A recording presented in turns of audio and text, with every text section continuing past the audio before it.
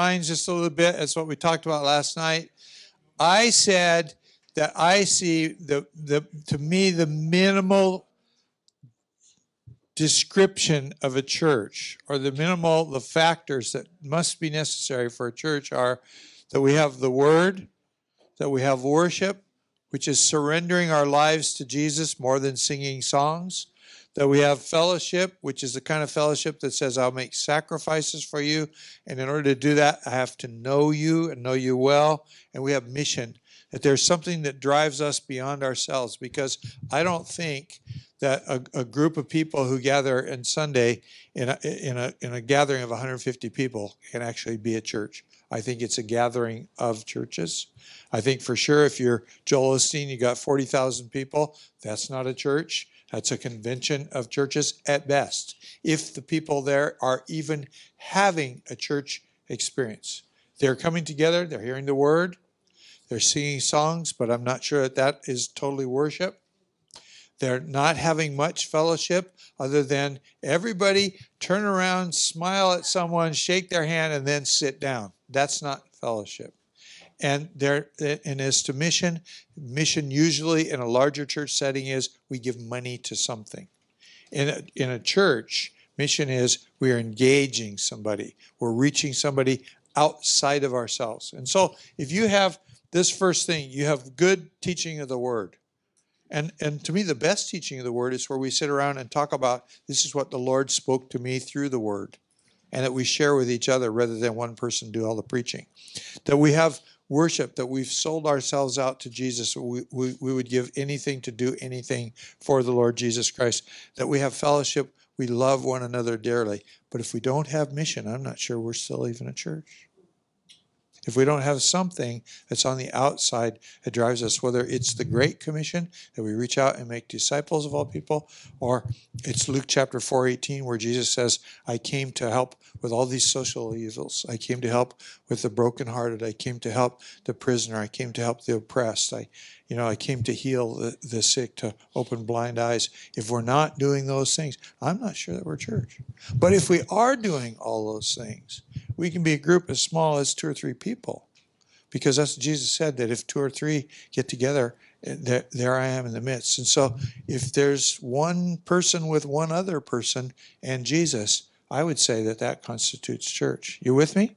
Now, last night, my friend came up to me and said, why is it on the one side, we talked about Jerusalem was a megachurch, started with 3,000, and we read it got to 5,000, but then we don't read about much else happening.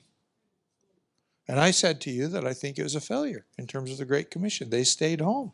They never went. And yet, on the other hand, the Antioch church, and we don't know a whole lot about it, but we do know that they planted what would have been microchurches, that particularly in Acts chapter 14, where Paul went into these villages and appointed elders who could not have been paid by the church. They just get started. What are they taking care of sheep? They're carpenters, whatever it is that they're doing. They keep doing that while they're leading a church. And so, where we've looked at least in America, at how many of you have a job aside from being a pastor? You have a job that feeds your family. Raise your hand. Hold them up real high, because you're the heroes. You're the heroes. My friend Myron here is running 3 businesses besides pastoring a church that he planted and planting churches from there. And yet we've somehow made it the norm. When I was a young person, I came out of a Bible college, and I was a youth pastor for years. I was paid to do that. I did it for 4 years for free, and then I did it for 3 years. I got paid. And then I went to start a church, and my wife and I had enough money to make a down payment to buy a house. In 2 months' time, we spent all that money. So that was the church's money. It was our money, but it was the church's money. We ran out of money. And I remember laying on a bed in despair. We'd gone to the bank, and we had a savings account. We emptied it. We put it into a checking account, and my wife wrote the checks to pay the bills, and the money was gone. Well, on the way home from the bank, we bought our children each an ice cream cone. We couldn't afford an ice cream cone for ourselves. And I laid on the bed in despair, thinking I need to resign from the church, move back 1,000 miles to where my parents live in Oregon, ask my father if I can live in the basement, and I'll get a job selling used cars. Because here's what I had been taught. Either you succeed, which means you get a salary from the church, or you fail, which means you quit. There is no thought of I'll get a job so I can keep the church going until the church gets up on its feet and does something else, or it'll always be a small church because it's supposed to be, and I'll always have a job because it's supposed to be. But if I look in the New Testament, that's the norm. The thing that we do is the aberration. Am I making sense? And so when I'm talking about planting micro churches, some of them are going to get so large that that micro church becomes larger than the church that gave birth to it. But some of them are going to stay small always, and they always should. And so the money thing, see, money just drives way too much. The money thing, if I can raise up people from our church, train them in my church by discipling, and then have them keep a job, and then start a church on the side, well, it looks exactly like Sareka. Sareka came here to do business. He didn't come here to start a church. But he comes from a church that it's huge, but it looks very much like that second one that I drew up there. And so he came and he got a job, and he kept that job as long as he could keep the job until eventually the church took over and forced him out of the job. But for most people, it's never going to happen. But because we've waited for this money thing, it's kept us from starting churches that could be viable churches among small pockets of people who are different than we are. They don't look like us. They don't think like us. Last night my friend Myron ended up, where did you end up? Stockwell? And he said it felt like home to him. It's a gang neighborhood. So a lot of you won't fit in a gang neighborhood, but there's somebody that you know who could. And that church may never grow beyond 11 people. And so you don't want to pull that person out of whatever they're doing to earn a living unless they're selling drugs. And you want them to do whatever they're doing and be able to minister to people, because we're supposed to reach the whole world with the gospel. And quite frankly, we're reaching middle class people quite well with the gospel, and not many others. But last night, a friend came up to me and said, why is it that some of those dots on this side are, by the way, I want to move this forward. See, it says Jerusalem or Antioch. Well, are you a Peter or a Barnabas? Peter stayed in Jerusalem. Barnabas went to Antioch. Are you a Peter kind of a person? Or are you a Barnabas kind of person? But as you look back at this picture that I drew up here, and some of the dots are inside the big circle, and some of the dots overlap the big circle, and then there's that one dot that's independent of the big circle. And they said, why did you draw it that way? Well, because inside of your convention that meets on Sundays, you're going to have some little micro churches that stay inside. And one of the things that we did early on, back in 1976, we began to identify those leaders inside the church as pastors. So there was a time when I was pastoring a church of about 2,000 people. I was leading a convention of about 2,000 people. And we had 105 pastors besides those that were paid on staff. They were just lay people in the church, but we identified them as pastors. And we tried to get them to do baby dedications, to do baptisms, to do weddings, to do funerals.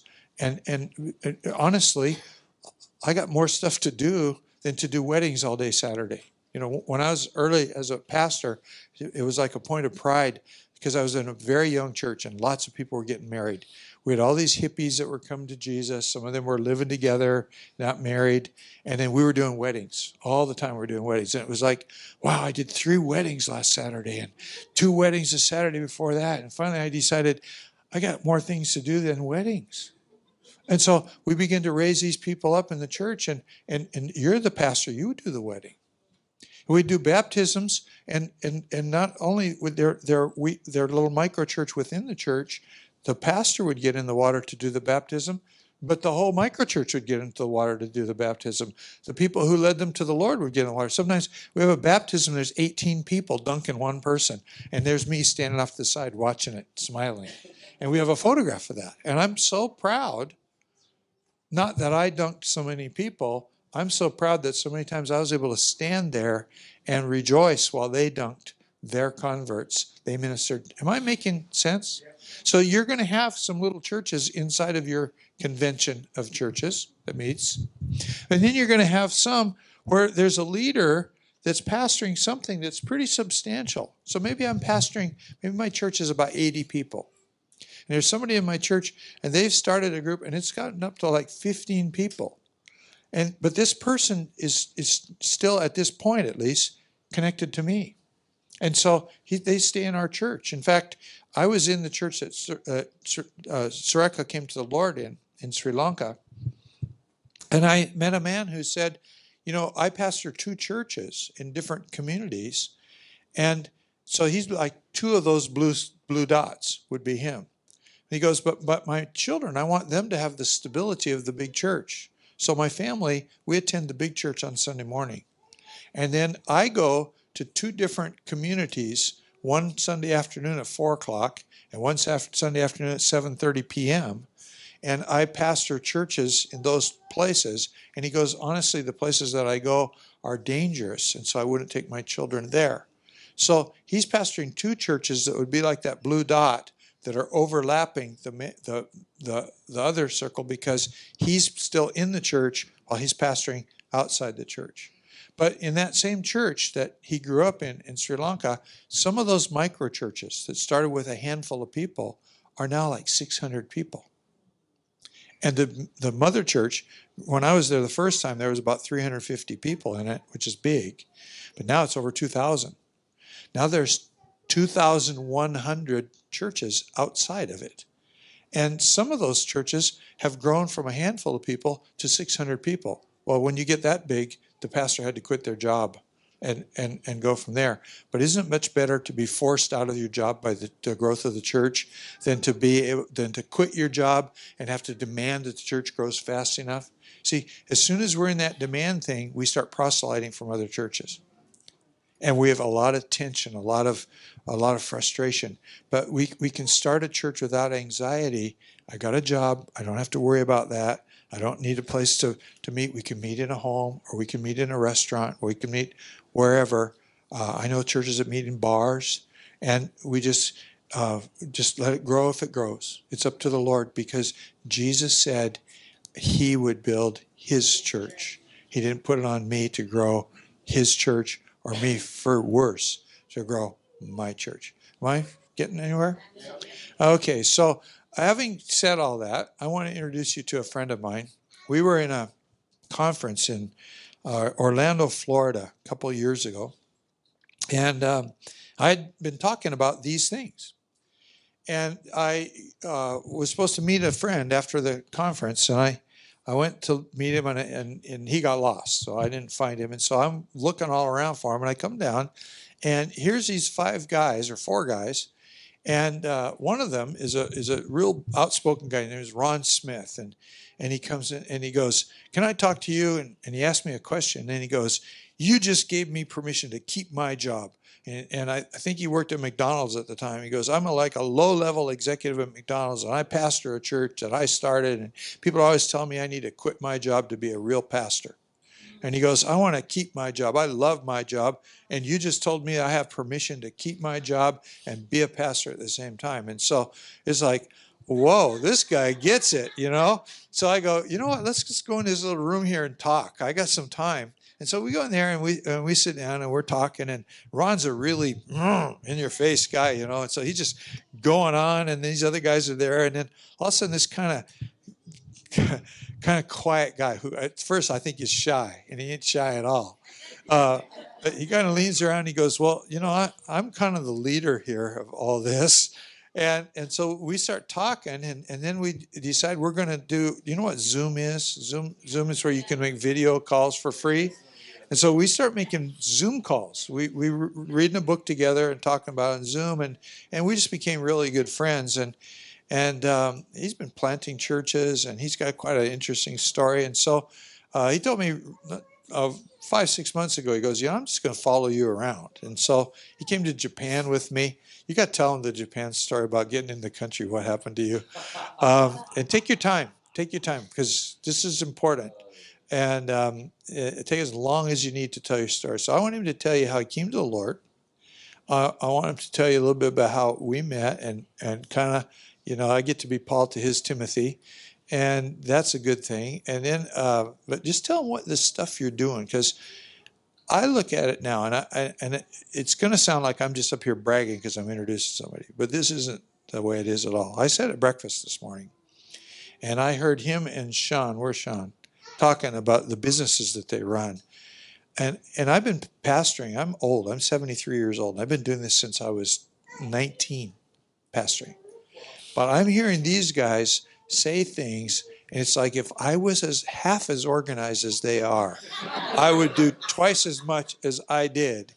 And so I'm learning all the time from these guys. I look back now and I think, if I could go back and be 19 and have him be who he is right now, and him train the 19-year-old me, a whole lot more would have got done in my life. Anyway, I just want you to meet my friend Myron Pierce. But before I do, I got to tell you something. He's going to get up here and you'll be really impressed. But I don't know if Myron understands geography very well. He lives in the American Midwest, in a place called Omaha. And he thought he was going to get on an airplane in the morning and fly to London in the afternoon, like 3 hours, right? And so he got here a whole day late. And then he gets stuck in Frankfurt for hours in a rainstorm. He finally gets here last night and decides to take the train here. We told him to take the taxi, but he's going to save his money. So he took the train here, and he ended up in southeast London and had to take a taxi from there to here. So I'm not so sure he's as smart as I've been telling you. But anyway, welcome my friend Myron Pierce.